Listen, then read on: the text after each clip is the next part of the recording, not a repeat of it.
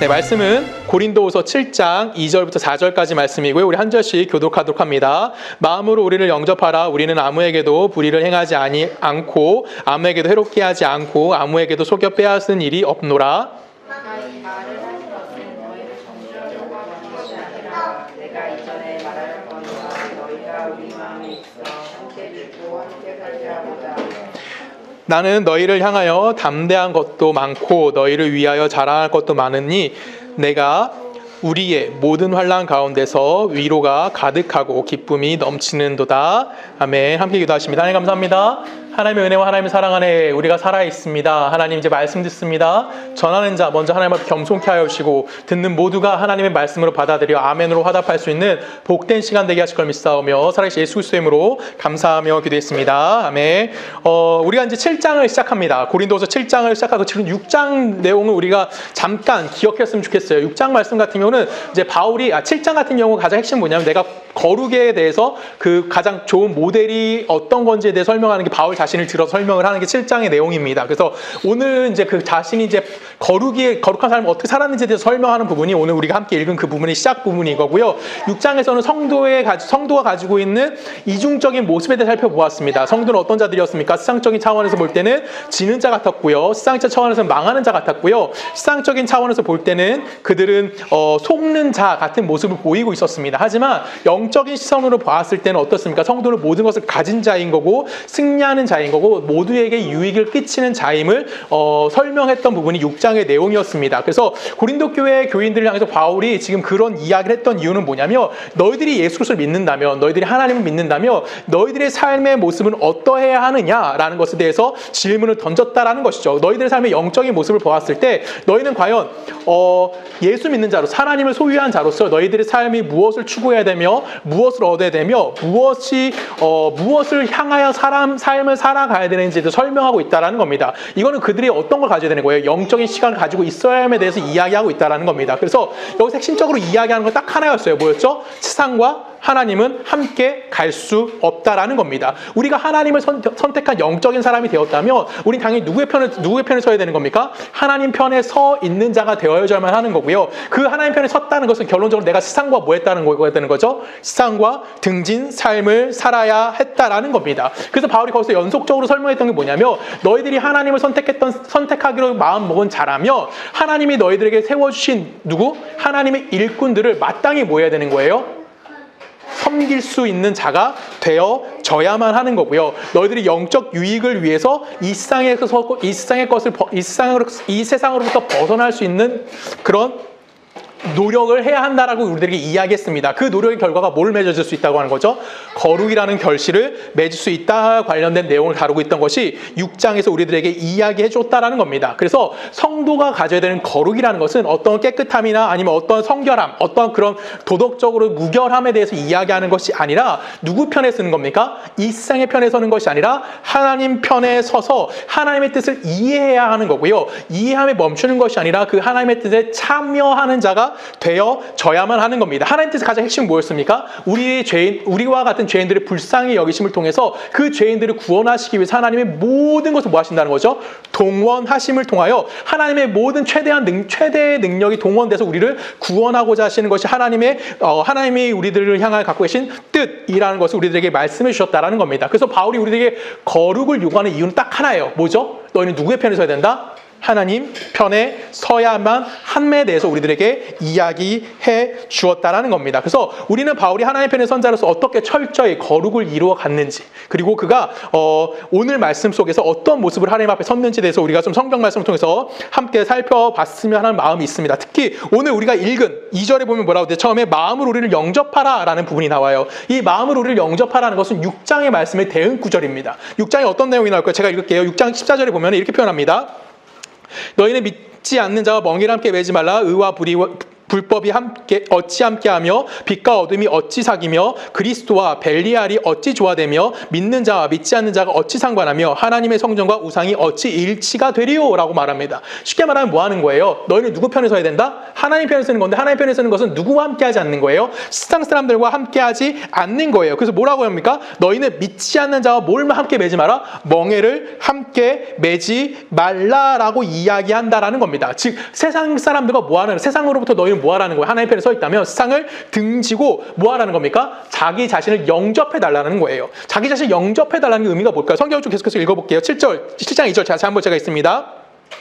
마음으로 우리를 영접하라. 우리는 아무에게도 불의를 행하지 않고 아무에게도 해롭게 하지 않고 아무에게도 속여 빼앗은 일이 없도다라고 이야기합니다. 지금 바울은 자기의 뭘 얘기하는 거죠? 내가 남에게 해코지한 것이 없어라고 이야기하는 거예요. 그래서 나를 영접해달라고 이야기하고 있다라는 겁니다. 내가 남에게 해로운 일을 하지 않았으니까 내가 너에게 전하는 말을 듣고 너희는 날 뭐 해주는 거야? 그 말에 귀 기울여줬으면 좋겠고 그 말에 순종해줬으면 좋겠어. 왜냐하면 너희들이 복받는 일은 나를 통해서 너희들에게 무엇이 전달되는 거야? 하나님의 뜻이 전달되어지는 것이니까 너희들 나를 영접하는 것이 너희들이 복받는 뭐가 되는 겁니까? 유일한 길이 되어질 수 있다라고 이야기하는 거예요. 7절 읽어봅니다. 7절 제가 다시 읽을게요. 내가 이 말을 하는 것은 너희를 정죄하려고 하는 것이 아니라라고 이야기합니다. 여러분 정죄한다, 정죄하지 않는다라는 거 볼까요? 정죄한다는 건 결론적으로 그 사람의 잘못을 지적하는 거예요. 그러면 바울이 내가 너를 정죄하지 않아 라고 이야기했던 의미가 뭘까요? 고린도 교회 여러분이 잘 알다시피 고린도 교회들은 자신들이 잘못이 무엇인지 잘 이해하지 못했습니다. 그렇죠? 자신들이 어떤 세상적인 가치를 갖고 있는지 이해하지 못했고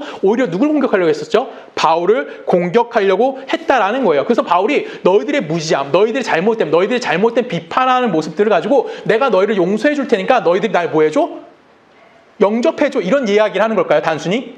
아니에요. 내가 너희를 비판하지 않고 너희를 정죄하지 않는 이유가 뭘까요? 그게 그 뒤에 나옵니다. 내가 이전에 말하였거니와 너희가 우리 마음에 있어 함께 죽고 함께 살게 하고자 함이다 라고 이야기합니다. 함께 죽고 함께 살기라는 건 뭐예요? 바울이 받은 복을 너희들도 뭐 하길 원한다? 받게 하기 원한다라는 겁니다. 바울이 나를 영접해줘. 내가 너희를 정죄하지 않을 거야 라고 이야기하는 그 말씀의 핵심은 뭐예요?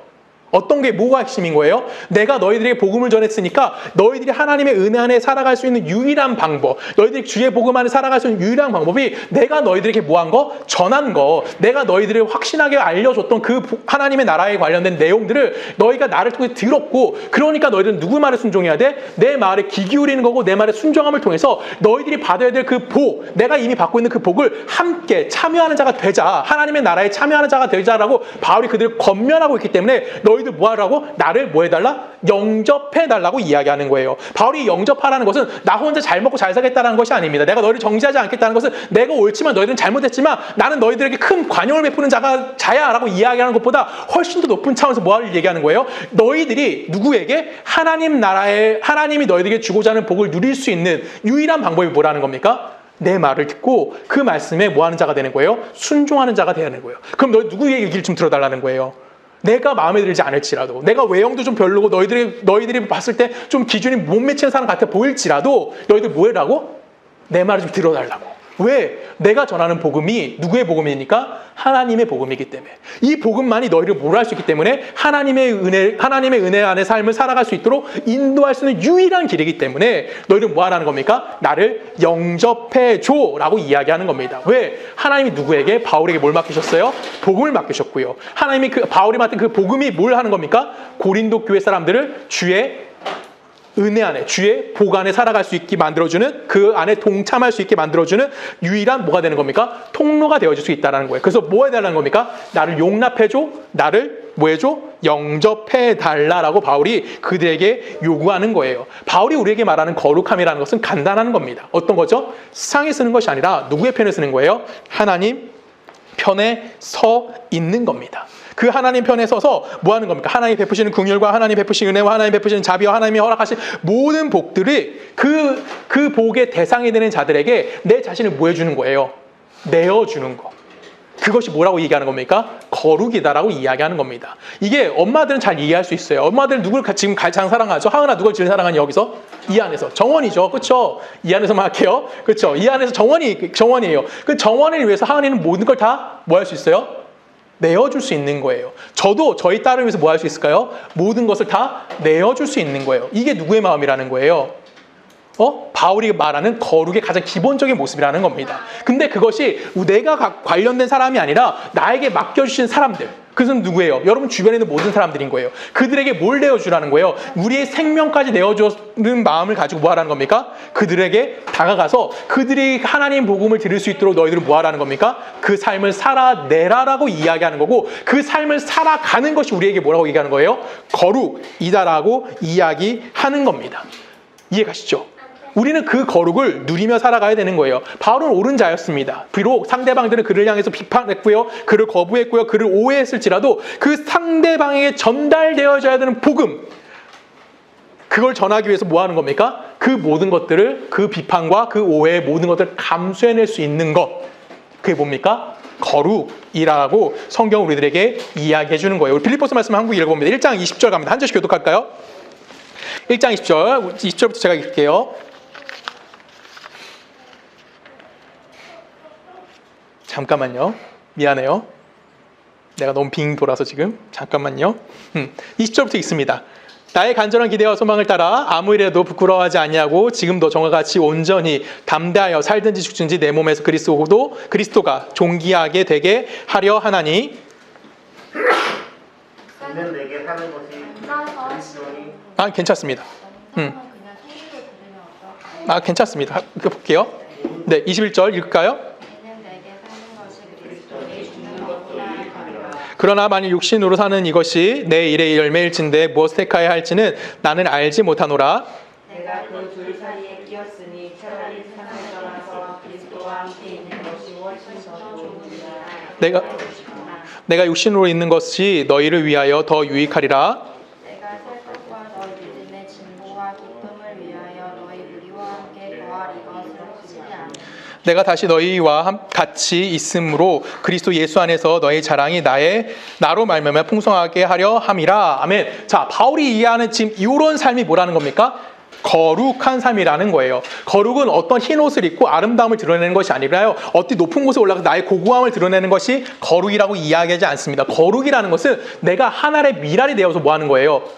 뭐 해야 될까? 하나님의 미랄이 돼서 자랑하는 걸까요? 나 미랄이야 라고 자랑하는 걸까요? 아니죠. 썩어져야 되는 거예요. 어디에 박혀서? 땅 속에 박혀서 썩어짐을 통해서 내가 죽음을 맞이하는 것, 그것이 뭐가 되는 겁니까? 그것이 바울이 이야기하는 거룩이라는 겁니다. 여러분, 우리가 미랄이라고 이야기할 수는 있어요. 근데 그 미랄이 어떤 투명한 박스 안에, 어떤 유리상자 안에 들어가서 지나가는 사람한테 보여줬다고 칩시다. 그럼 그 미랄은 거룩한 모습을 가질 수 있는 걸까요? 절대 그럴 수 없는 겁니다.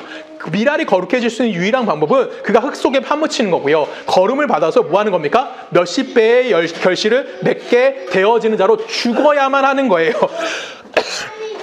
그것이 바로 예수 그리스도가 십자가를 지신 모습과 동일한 겁니다. 예수 그리스도 수많은 수모를 당하셨고요, 예수 그리스도는 고통을 당하시는 걸 감내내셨습니다. 그리고 결국 뭐 하셨습니까? 십자가에 달려 죽음을 맞이하셨고, 그 결과 무엇이 만들어졌죠? 우리라는 공동체가 만들어졌다라는 거예요. 그것과 동일하게 하나님은 우리에게 그 일을 요구하고 계시다라는 겁니다. 하나님은 예수에게 그 일을 요구하셨고요, 예수님은 그 일을 어떻게 감당하셨죠? 기쁨으로 자진하여 그 일을 짊어 주셨습니다. 역시 그 길을 누가 또한 걸어간 거예요? 사도 바울이 그 길을 걸어갔다라는 겁니다. 사도 바울은 솔직히 얘기해요. 나 지금 뭐 하고 싶어? 죽고 싶어라고 이야기해요. 나 하나님 나라 가는 게 지금 너무나 편해, 훨씬 더 편해 라고 이야기하는 게 바울의 입장이었습니다. 그런데 내가 죽지 않고 지금 내가 감옥에서 이렇게 고초를 당하고 이렇게 감옥에서 힘든 일을 당하고 있는 이유는 뭐라고? 나로 말미암아 너희가 뭘 누리기 원한다? 하나님의 풍성함, 하나님의 넉넉함. 자, 우리 마지막 26절 읽어볼까요? 내가 다시 너희와 같이 있으므로 그리스도 예수 안에서 너희 자랑이 나로 말미암아 뭐 하기 원한다? 풍성하게 하려 함이다. 바울이 뭐 하는 거예요? 내가 비록 고통스럽고 내가 비록 아프지만 예수가 나에게 그런 복을 내려주셨던 것과 동일하게 내가 그 예수의 십자가 길을 따라감을 통하여 너희들에게 뭐 할 거야? 그 복을 전달되어 줄 거고, 너희들이 그 삶을 뭐 하길 원하는 거야? 함께 나와 그 삶에 동참하길 원합니다 라고 바울이 고백하고 있다는 것이죠. 여러분의 삶이 바로 그런 삶을 살아갈 수 있다라는 겁니다. 바로 이것이 바로 우리들에게 이야기하는 거룩인 거고요. 근데 우리는 자꾸만 거룩이라는 개념을 어떻게 생각할까요? 우리는 유교적인 어떤 군자론을 자꾸만 생각해요. 그래서 거룩이라고 이야기하면 내가 황희정수처럼 청렴 결백한 사람이 돼야 되는 거고요. 거룩이라고 이야기하면 내가 이순신처럼 충신, 충효 이런 걸 굉장히 잘하는 사람이 거룩하다라고 이야기하려고 한다라는 거죠. 근데 성경은 우리들에게 뭐라고 얘기합니까? 너는 하나님의 거룩하심이나 하나님의 자비하심, 하나님의 부유하심에 뭐 해야 된다? 참여해야만 그것이 거룩함이라고 이야기한다라는 것이죠. 하나님의 거룩하심은 누구를 공격하는 것이 아니에요. 누구를 정죄하는 것이 아니에요. 나의 옳음을 드러내는 게 거룩이 아니라고요. 하나님의 거룩함은 무엇입니까? 나를 통해 누군가가 이익을 얻게 만드는 거고요. 나를 통해 누군가가 치유함을 받게 돼서 새 힘을 얻어서 그 소생하는 힘으로 살아갈 수 있게 만들어주는 것. 그게 뭡니까? 성경이 이야기하는 거룩이라는 겁니다. 우리 마가복음을 가볼까요? 마가복음 2장입니다. 우리 한 절씩 읽어봅니다. 16절. 바리새인의 서기관들이 예수께서 죄인 및 세리들과 함께 잡수시는 걸 보고 그의 제자들에게 이르되 어찌하여 세리 및 제자들과 함께 먹는가? 예수께서 들으시고 그들에게 이르시되 건강한 자에게는 의사가 쓸데없고 병든 자에게라 쓸데있느니라. 나는 의인을 부르러 온 것이 아니요 죄인을 부르러 왔노라. 자, 예수님이 이 땅에 오신 목적을 지금 뭘 예를 들고 있죠? 의사를 예를 들어서 말씀하고 있는 거예요. 여러분, 의사가 언제 가장 빛을 발할까요? 의사가 언제 가장 빛을 발할까요? 환자가 아프세요. 그렇죠. 환자가 건강해요. 그러니까 환자가 아니죠. 건강한 사람들이 교회가 아니죠. 어디지? 병원에 찾아온다고 칩시다. 그럼 거긴 명의예요? 아니에요? 아니죠. 거긴 뭐가 될까요? 건강한 사람들만 찾아오는 병원. 어디죠? 헬스장이지. 그렇잖아요. 거긴 헬스장이에요. 의사가 언제 의사로서의 멋짐이 드러내죠? 건강한 사람을 만날 때가 아니에요. 아픈 사람을 고칠 때. 많이 아픈 사람들이 있을 때, 아픈 사람이 그 병원을 찾아 그 병원에서 고침 받을 때 의사가 뭐가 되는 거예요? 의사로서의 빛을 발할 수 있다라는 거예요. 아픈 자만이 어디 가는 거예요? 병원을 찾아가는 겁니다. 우리가 맡은 일도 이와 동일하는 겁니다. 짐을 지는 쪽으로 하나님이 우리를 높여주신다라는 거예요. 이해 가십니까? 내가 어떠한 것을 드러냄을 통하여 하나님의 것을 내가 얼마나 감당해낼 수 있는지, 그리고 그것을 가지고 내가 얼마나 나누어 줄 수 있는지에 따라서 그 사람들이 우리에게 보내주신다라는 거예요. 어떤 사람 이런 사람이 있어요. 내가 너무나 힘들고 내가 너무나 아파. 내가 누군가에 나눠줄 것이 존재하지 않아요. 그렇죠? 그런 사람도 있을 거예요. 그러면 그 사람 옆에 누굴 보내줄까요? 그거를 나눠줄 수 있는 사람을 보내줘서 그 사람과 함께 성장할 수 있게 만들어주는 거고요. 반대의 경우도 있어요. 어떤 사람 너무나 여유로운 사람이고 너무나 넉넉한 사람이 있어요. 영적으로든가 모든 것이 넉넉한 사람이에요. 그럼 그 사람 옆에는 어떤 사람들이 있을까요? 아픈 사람들만 있는 거예요. 고통스러운 사람들만 있는 거예요. 그래서 그걸 뭐 해주라고요? 나눠주고 함께 하나의 모습을 가져야 함에 대해서 이야기한다는 겁니다. 내가 짐을 져주는 사람에 대해서 뭘 하라는 거예요? 쉽게 말하면 의사 노릇 좀 해라고 우리들에게 이야기해주고 있는 거예요. 이 모습이 예수님이 이 땅에 오셨을 때 유대인들이 이해하지 못하고 항상 예수님과 갈등을 빚었다는 거죠. 유대인들이 느끼는 예수 그리스도의 메시아의 상은 뭐였죠? 메시아의 상은 심판자였어요. 그래서 우리가 오라, 유대인들이 옳았고 로마는 잘못됐어. 그래서 우리에게 뭘 베풀어야 돼? 이제는 로마를 전복시키고 우리가 뭘 하는 거야? 이 세상의 옳음을 세상 가운데 드러내심을 통하여 우리만이 하나님의 백성이라는 사실에 대해서 뭐 하게 만드는 거야? 인정받게 만들어주는 겁니다. 어디로부터? 이 세상으로부터. 근데 예수님이 이 땅에 오셔서 누구만 찾아갔어요? 아픈 사람들만 찾아갔어. 오늘 누구 찾아갔대? 세리 찾아갔대? 죄인 찾아갔대? 그들과 함께 밥을 먹었대요. 병든 자들만 찾아갔대요. 예수님께서 왜 이렇게 하셨을까요? 예수님이 말해주는, 예수님이 우리에게 알게 해주신 하나님의 나라는 그런 모습으로 우리들 가운데 와 있다라는 겁니다. 누군가를 통해서 어떤 걸 가르는 게 아니에요. 너는 옳은 자, 너는 죄인, 우리 갈라버적자, 너는 칭찬받고 너는 벌받아야 돼. 이런 모습으로 예수님이 우리 가운데 오신 것이 아니라 메시아가 와서 했던 일은 뭐예요? 죄인들을 돌이키게 만드는 거고요. 죄인들을 치료시키는 거고요.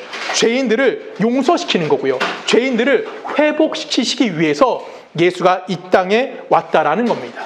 그래서 유대인들은 예수를 뭐 했어요? 반대했어요. 왜? 그들은 스스로 뭐 했던 자들이에요? 나는 건강해. 나는 의사가 필요하지 않아. 라고 이야기했던 자들이 누구예요? 이 유대인들의 모습이었기 때문에 그들은 누굴 배척한 겁니까? 예수를 배척할 수밖에 없었다라고 우리들에게 이야기해 주는 겁니다. 예수를 믿고 거룩해지면 하나님이 우리에게 맡기시는 일이 뭔지 아십니까? 하나님이 우리에게 맡기시는 것은 너 청렴하게 살아, 너 결백하게 살아, 너 고매하게 살아, 이런 걸 우리에게 요구하지 않으십니다. 하나님께서 우리를 부르신 은혜와 하나님께서 우리에게 베푸신 사랑과 긍휼, 그리고 하나님 우리를 통해서 얼마나 많은 영혼들, 불쌍한 영혼들이 다시 한번 하나님께 돌아올 수 있게 해주시는지, 그거를 그들이 갖고 있는 그 죄의 결박을 우리를 통해서 풀어내기를 원하시는 거고요.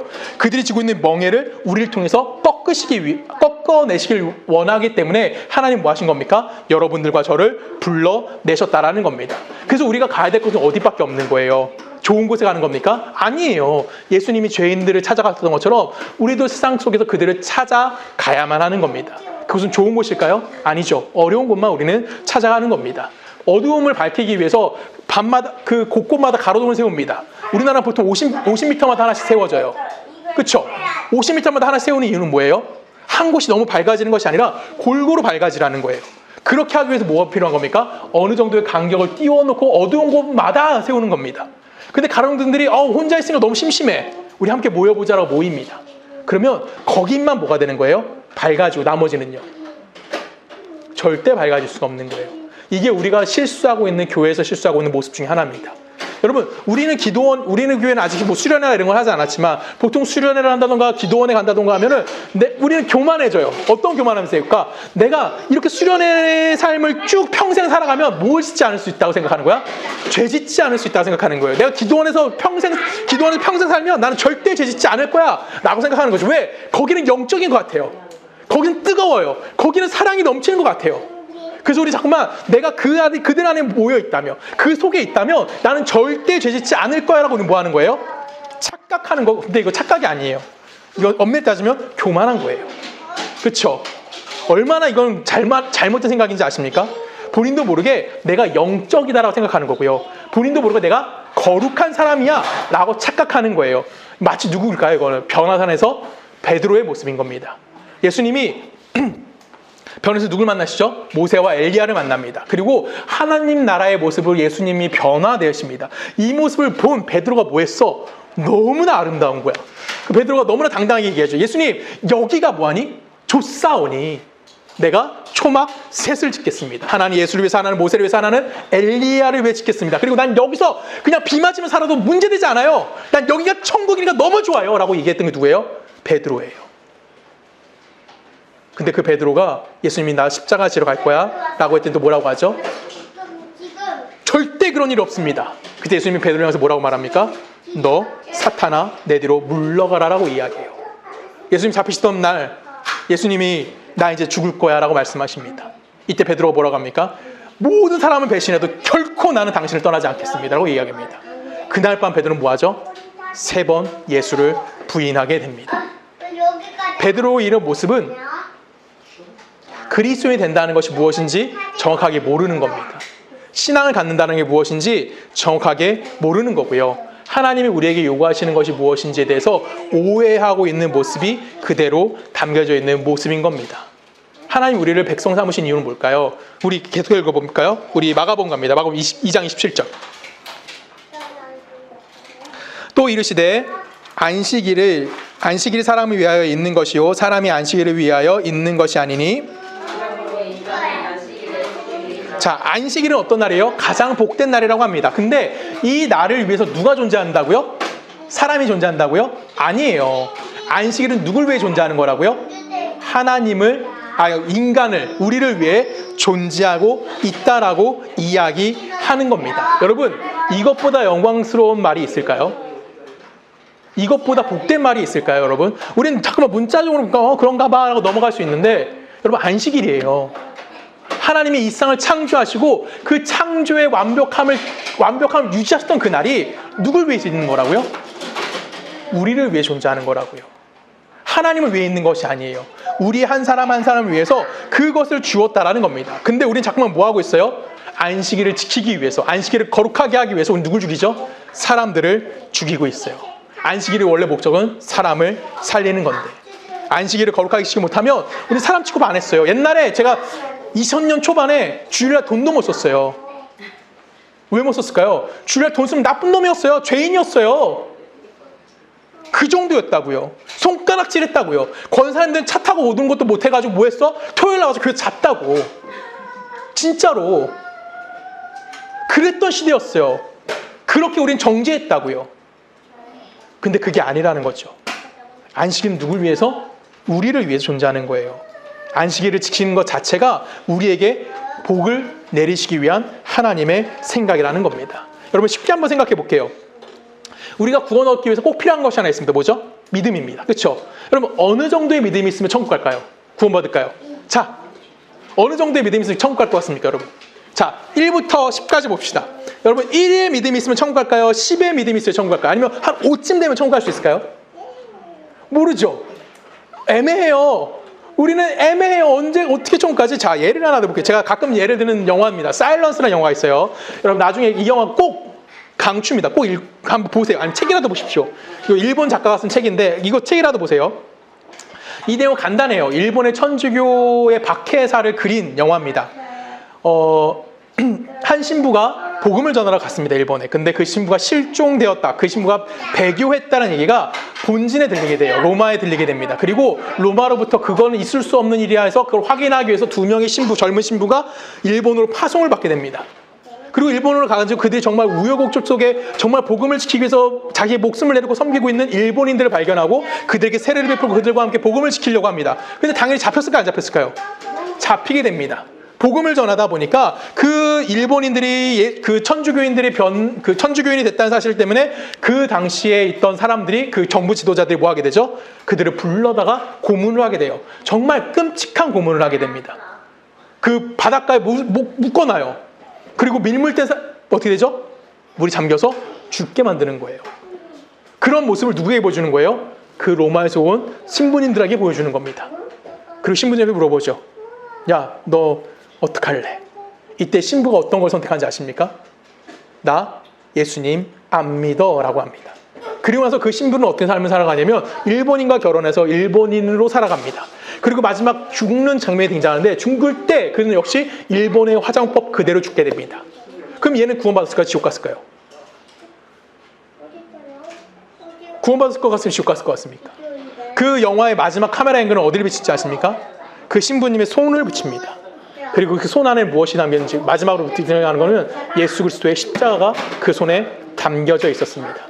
그럼 이 사람은 천국 갔을까요? 지옥 갔을까요? 우리가 쉽게 대답하지 못해요. 왜? 우리는 아직도 심판자이신 하나님을 기억하기 때문에 그래요. 또 하나 예를 들어볼까요? 진짜 쉬운 예예요. 자, 우리 교인 중에 한 명이 골프에 빠졌다고 칩시다. 자, 골프는 보통 언제 치러 가죠? 주말에 치러 갑니다. 왜 그러냐면 인원수를 우리나라는 맞춰야 돼요. 3명 이상이 돼야지 골프장을 갈 수 있단 말이에요. 그럼 나가 빠지면 그날은 못 뻥커 나버리는 거예요. 그럼 안 되잖아요. 그래서 내가 어쩔 수 없이 골프 너무 사랑하다 보니까 골프장을 매주 가게 됩니다. 가다 보니까 재밌어요. 그 마음에 집착하면 될까요? 안 될까요? 안 되고 있어요. 근데 골프장 가서 1, 2년 내가 골프장 치다 보니까 어느 날 마음속에 죄책감이 들기 시작하는 거예요. 내가 주일날 교회 안 가는 게 괜찮을까? 주일날 교회 가야 되나? 이런 고민하기 시작하는 겁니다. 그럼 이 사람은 천국 갔을까요? 지옥 갈까요? 애매하죠. 우리가 자꾸만 이렇게 애매하게 고민하는 이유는 뭐냐면 하나님을 뭐라고 생각하는 거예요? 심판자로 보고 있기 때문에 그래요.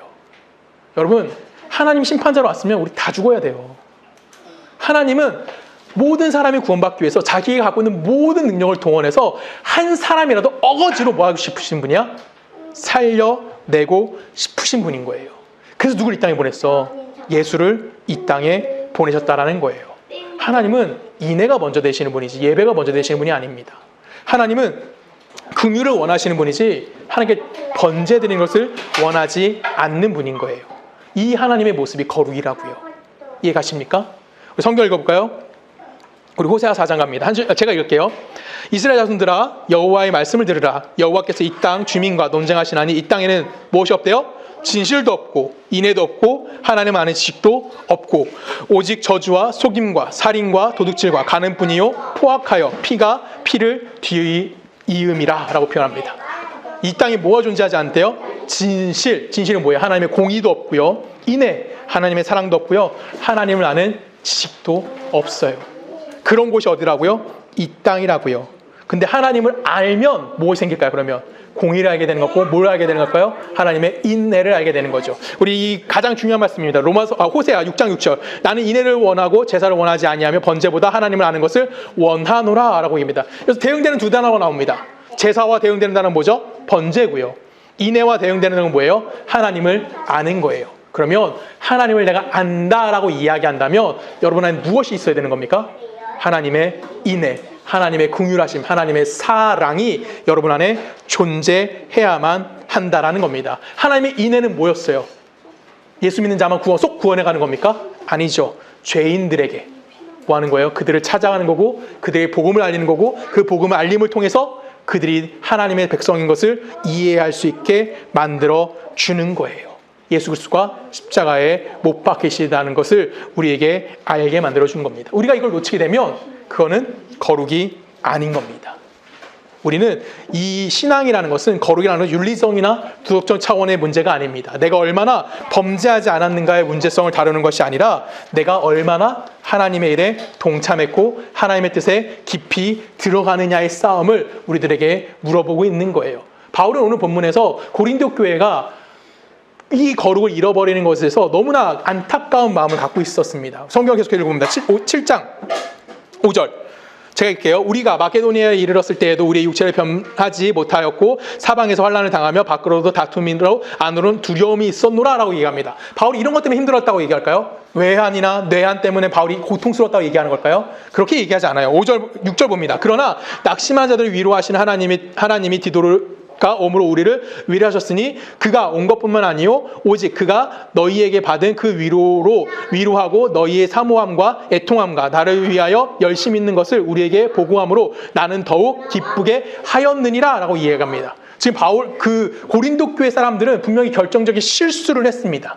그래서 바울은 그들을 향해서 뭘 쓴 거예요? 고린도 전설 썼어요. 그리고 고린도 후서까지 쓰고 있는 겁니다. 바울이 고린도 전설 썼던 이유는 뭘까요? 왜 썼을까요? 왜 썼을 것 같아요? 고린도 전설을 그들 꾸중하기 위해 쓴 거예요. 고린도 교회 사람들은 왜 꾸중할까요? 내가 그들을 맡은 자야. 내가 그들이 너희의 지도자니까 널 꾸중함을 통해서 내가 할 일 다 했어. 난 니들을 다 꾸중했고 너희들 옳지 못한 걸 다 얘기했어. 그러니까 너희들 말을 듣지 않는 것은 누구 책임이야? 니들 책임이야 라고 이야기하는 책임의 표현을 위해서 고린도 전설을 썼을까요? 아니에요. 제발 바울이 솔직히 말하면 무릎 꿇은 거예요. 야, 니들 나 싫어해도 괜찮아. 니들 나 비판해도 괜찮아. 근데 뭘 잃지 마? 내가 전한 복음, 내가 전한 하나님을 너희들이 포기하면 안 돼. 너희들 그러니까 나를 싫어하는 건 문제되지 않아. 근데 내가 전한 복음, 거기엔 꼭 우리 함께 참여하자. 그 안타까움, 너희들은 내가 절대 포기할 수가 없는 거야. 그 마음에 참여하자. 그 안타까움, 너희들 회심하지 않을까봐, 그들이 회심하지 않을까봐 바울이 뭐 하는 거예요? 애끓는 마음을 갖는 거. 이 안타까움과 이 애끓음이 뭐라고요? 거룩이라고요.